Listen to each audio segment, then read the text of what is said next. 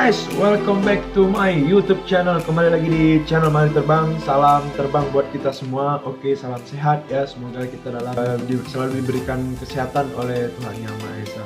Di video kali ini kita akan bahas tentang yaitu mengapa pesawat itu bisa terjatuh atau mengalami hilang daya angkat. Jangan lupa untuk share, komen, like, and subscribe-nya. Dan jangan lupa untuk selalu support channel ini agar semakin channel ini bisa berkembang di dunia aviasi, guys. Oke, saya minta supportnya kepada rekan-rekan sekalian. Oke, kita akan bahas yang pertama adalah mengapa pesawat itu bisa terjatuh atau mengalami yang namanya kehilangan gaya angkat, atau bisa kita sebut lagi yang namanya stall. Stall secara definisi adalah pesawat mengalami yang namanya kehilangan daya angkat. Kehilangan daya angkat itu seperti mereka terlalu besar angle of attack-nya sehingga mereka kehilangan daya angkat. Jadi harusnya angle of attack-nya itu adalah 15 derajat. Maka tidak bisa ditoleransi oleh si pesawat, mungkin lebih, mungkin ada yang 30, sehingga menjadikan pesawat itu kehilangan daya angkat. Sehingga pesawat itu misalnya ketika take off dia seperti ini, lalu dia tidak kembali, jadi sehingganya dia seperti ini lalu jatuh. Itu yang menyebabkan sebenarnya pesawat itu mengalami yang namanya stall. Penyebab stall itu biasanya ya jarang terjadi sebenarnya. Jarang terjadi. Karena apa? Karena flaps sudah diatur oleh si pilot maupun landing atau take off. Yang biasanya terjadi itu ketika mungkin pesawat latihan atau pesawat latih atau pesawat flying school yang melaksanakan pembelajaran. Mereka di udara itu memang diajar atau dilatih ketika mereka dalam final, ketika take off, mereka akan sengaja dibuat seperti itu untuk melatih diri mereka. Itu yang seperti saya tahu, karena waktu saya on-job training Palembang saya pernah mendapatkan hal itu.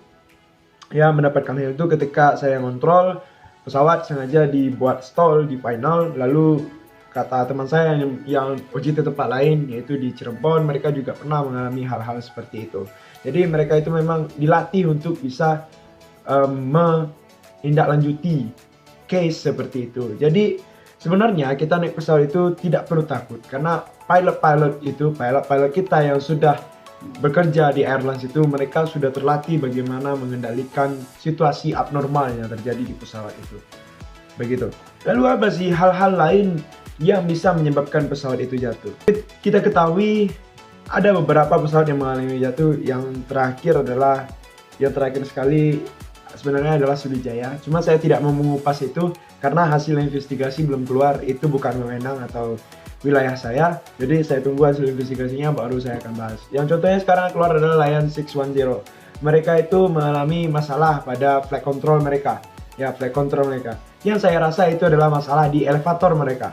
Ya, yang elevator berhubungan dengan lateral axis mereka. Sehingga apa? Pesawat itu jadinya naik turun seperti yang kita lihat di grafik mereka. Saya nanti akan buatkan juga di sini grafiknya. Jadi pesawatnya itu mencari bagaimana cara mengatasi hal tersebut. Mereka dapat poinnya, cuma pesawat itu terlalu lama untuk menemukan titik itu. Jadi sehingganya pesawat akhirnya menemukan gaya yang besar, yaitu gaya gravitasi yang lebih besar sehingga menuju ke arah laut. Itu adalah yang menurut saya adalah lateral axis-nya terganggu, sehingga pesawat itu langsung menuju ke arah laut. Sehingga mereka ketika yang terakhir itu heading kepalanya itu sudah menuju ke bawah, sehingga untuk mengangkat itu akan memerlukan tenaga atau pull up yang besar, sehingga dan hal itu terjadi dan tidak bisa kita ketahui dan tidak bisa kita, ya seperti itu yang terjadi. Ya, rekan-rekan kita, saudara-saudara kita mengalami kecelakaan atau crash. Jadi itu sebenarnya kenapa pesawat itu bisa mengalami jatuh atau stall. Lalu apakah kebakaran mesin juga akan bisa mengakibatkan pesawat itu jatuh atau yang istilahnya kehilangan daya angkat? Yang kita perlu ketahui, daya angkat itu berasal dari sayap. Kalau mesin masih terbakar, primary flight controlnya masih bisa dijalankan, maka pesawat itu insya Allah kalau bisa masih bisa untuk mencari aerodrome terdekat untuk landing. Nah, mereka akan mayday kontak ke tower bahwa mereka mengalami yang namanya emergency, dan itu akan dipersiapkan oleh tower. Ya, bagaimana ke tower atau bagaimana unit itu alerting service berkoordinasi di situ. Ada beberapa pesawat juga yang mengalami mati listrik ketika disambar oleh petir. Mereka mati listrik. Contoh pesawat adalah Garuda Indonesia yang dikapteni Kapten Abdul Razak. Mereka mati karena ditembak atau disambar petir waktu itu. Mesin mati, elektrikal mati, dan semua peralatan yang pesawat itu mati. Sehingga di situ adalah kepiawaian seorang pilot yang memang benar-benar mental mereka diuji.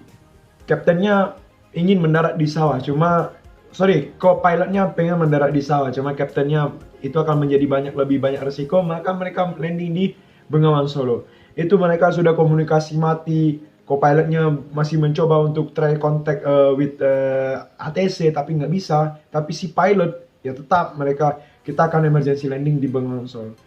Itu semuanya mati, tapi mereka tidak mengalami yang namanya stall, mereka tidak mengalami yang namanya headingnya terlalu tajam atau turun ke bawah, tapi mereka berusaha bagaimana untuk bisa landing di Bengawan Solo.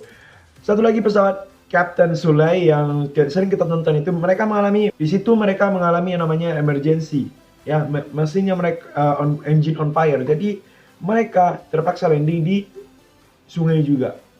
Sehingga ketika pesawat itu mengalami masalah-masalah tertentu, pilot sudah tahu bagaimana emergency prosedur dari si pesawat itu. Jadi intinya, jangan rekan-rekan sekalian untuk takut naik pesawat, karena semuanya setelah diatur oleh si pilot dan juga para teknisi-teknisi yang lain, dan juga semua unit yang ingin membantu penerbangan di udara. Jadi masalah sebenarnya itu adalah di stall. Kalau stall itu atau angle of attack-nya itu masih 15 derajat atau masih bisa ditolerir di 20 derajat, itu masih oke. Tapi ketika sudah melebihi, mereka akan mendapatkan gaya stall dan akhirnya mereka bisa mengalami jatuh. Contohnya juga yang pernah terjadi di kota Medan dulu, ya, mereka mengalami stall sehingga mereka tidak bisa mengangkat dayanya sendiri, bebannya sendiri, sehingga mereka terjatuh di Medan itu waktu itu. Ada pesawat kalau nggak salah Mandala waktu itu, atau kalau nggak salah Garuda atau Mandala, saya lupa. Oke rekan-rekan sekalian, mungkin itu saja di video kali ini. Semoga rekan-rekan sekalian enjoy dengan video ini. Jangan lupa untuk share, comment, like, and subscribe-nya yang banyak, ya, dan jangan lupa untuk support selalu channel Mari Terbang agar bisa terbang selalu, ya. Saya mengucapkan segenap keluarga Husni Fajri Ramadan beserta keluarga, ya, mengucapkan minal aidin wal faizin, mohon maaf lahir batin. Finally kita bisa menyelesaikan puasa 30 hari dengan qiyamul lail. Alhamdulillah, kembali ke fitrah insyaallah. Semoga rekan-rekanku sekalian dalam kesehatan dan selalu dalam lindungan Allah Subhanahu wa taala. Oke, semoga rekan-rekan sekalian enjoy dengan video ini. Saksikan terus video ini dan jangan lupa kita akan hadir selalu di next video dan akan upload selalu insyaallah di hari Senin. Oke, salam terbang.